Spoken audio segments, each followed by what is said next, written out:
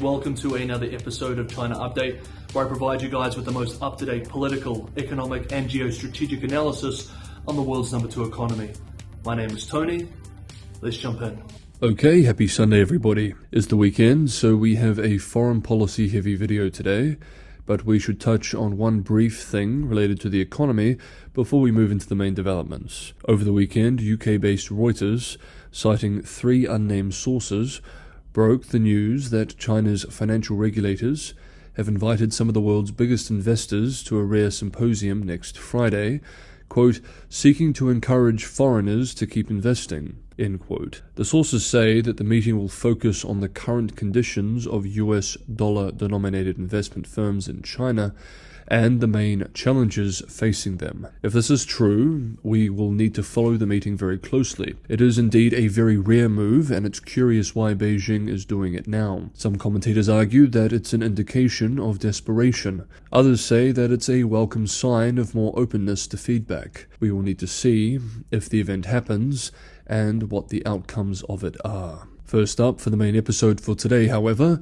US-China relations. And this week, not so long after the two met during an icy reception in Beijing, US Secretary of State Blinken and China's top diplomat Wang had face-to-face interactions, this time in Jakarta, at the Association of Southeast Asian Nations Foreign Ministers meeting. We remember that initially, Wang was supposed to attend, but the foreign minister has strangely been absent from the public view since late June. Beijing only officially acknowledged health conditions this week, sparking all kinds of speculation regarding what exactly is going on. The two readouts from this week's Wang-Blinken visits are not particularly noteworthy, including no language which we haven't seen before. The US statement said the two sides must, quote, responsibly manage competition by reducing the risk of misperception and miscalculation. This is what the world expects the United States and the PRC to do, end quote. The PRC side expressed that the United States must, quote, adopt a rational and pragmatic attitude and work with China, end quote, and of course warned not to interfere with Taiwan, internal affairs, development interests, etc. US diplomats speaking to the US-based Washington Post expressed that Thursday's conversation did not lead to any breakthroughs, but that, quote, the talks were deeper and more substantive than the ones in Beijing last month, precisely the point of having ongoing exchanges that build rapport between the two sides, end quote. The morning of the meeting, US Navy P-8A Poseidon aircraft transited through the Taiwan Strait. Chinese fighter jets tracked and monitored the planes, according to the PLA's Eastern Theater Command. Meanwhile, the anticipated new investment and export restrictions on China from Washington, which could also undo this modest diplomatic rapport, is still being debated within the Biden administration.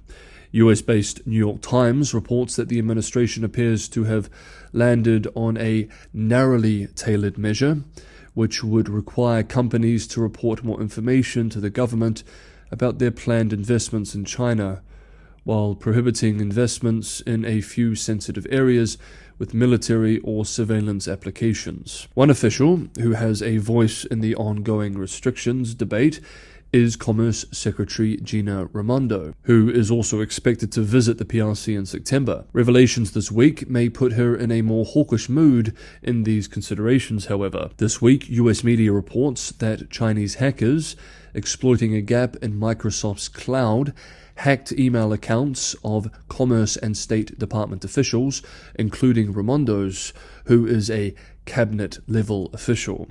Beijing has denied these accusations. Today, Sunday, former Secretary of State and Blinken's climate czar, John Kerry, arrived in Beijing for an official visit to discuss, among other things, climate policy. We will unpack the visit after it concludes. Next up, like I said, Wang and Blinken are in Indonesia for the Association of Southeast Asian Nations Foreign Ministers meeting. So, we need to discuss China-ASEAN related updates from this event. and there were some noteworthy developments. US-based The Associated Press, citing an unnamed diplomat, reports that on Thursday, Beijing and Southeast Asian nations agreed to try to conclude, within 3 years, a long-delayed non-aggression pact aimed at preventing the frequent territorial spats in the busy South China Sea from turning into a major armed conflict. The outlet explains that the consensus was formed during a meeting between the 10-nation bloc's foreign ministers and Wang to complete their code of conduct negotiations before the fall of 2026. The same day, Wang had a meeting with Russia's foreign minister, Sergei Lavrov, after which China's top diplomat expressed that, quote, China is ready to work with Russia to uphold the Association of Southeast Asian Nations centrality and guard against interference by external forces. End quote. Wang didn't appear bothered by the seemingly awkward fact that Russia is itself an external force. For his part, Lavrov said Russia is ready to work with China to, quote, promote the process of multipolarization in the world, oppose hegemony, and jointly support Asian centrality. End quote. In his meeting with Singapore's foreign minister, Wang expressed that ASEAN should speed up negotiations on an upgrade of its free trade agreement with China. Similar comments were also made during the ASEAN +3 foreign ministers meeting, with the +3 being China, Japan, and South Korea. Wang also called for Hong Kong to be incorporated into the massive RCEP free trade agreement, a watered-down response to the Trans-Pacific Partnership, which Washington pulled out of in the first week of the Trump administration. In a meeting with Australian Foreign Minister Penny Wong on the sidelines of the event, Wang expressed that, quote, China-Australia relations have stabilized, improved, and developed. End quote. The countries of the Association of Southeast Asian Nations have a relatively young population of over 660 million people and boasts several promising emerging markets. In 2022, the estimated total GDP of all Asian nations amounted to approximately $3.66 trillion, seeing average real GDP growth of between 4.6 to 5%. Okay, that is foreign policy. We need to now end today's video on the economy and discuss the surprising plunge in Chinese exports. Hey everyone, if you enjoyed today's special Sunday episode of China Update, don't forget to hit that like button. It's a big help. Sharing with people who you think would enjoy this content is also a huge help for the channel growing. Subscribing is a big help too. And for anyone who can go the extra mile, Patreon and Buy Me a Coffee links are in the description below. This helps keep the channel financially sustainable. Thank you so much, everybody, for the ongoing support. In June, China saw its biggest plunge in exports since the start of the pandemic in February 2020, when the country was basically shut down. A painful hit to one of the few healthy drivers of Chinese economic activity. According to official data published by the General Administration of Customs, on Thursday, the dollar value of Chinese exports plunged 12.4% in June from a year earlier, a far bigger drop than the expected 9.5% seen in a Reuters poll and the 7.5% annual decline in May. Imports declined 6.8% in June year-on-year, also worse than expectations for a 4% decline and the 4.5% annual decline in May. Weak global demand was the leading cause of the drop in exports.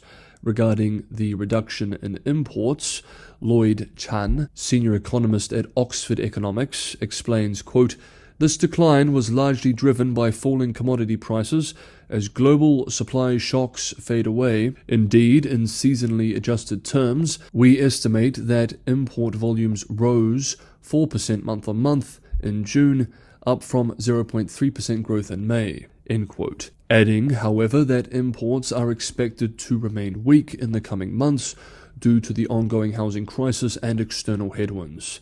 This deeply concerning data comes as Beijing also published inflation data this week, showing that the country is on the cusp of consumer price deflation. President and chief economist at Pinpoint Asset Management, Zhang Zhiwei, speaking on the numbers, expressed, quote, latest data in the developing countries show consistent signals of further weakness, which will likely put more pressure on China's exports in the rest of the year. China has to depend on domestic demand. The big question in the next few months is whether domestic demand can rebound without much stimulus from the government."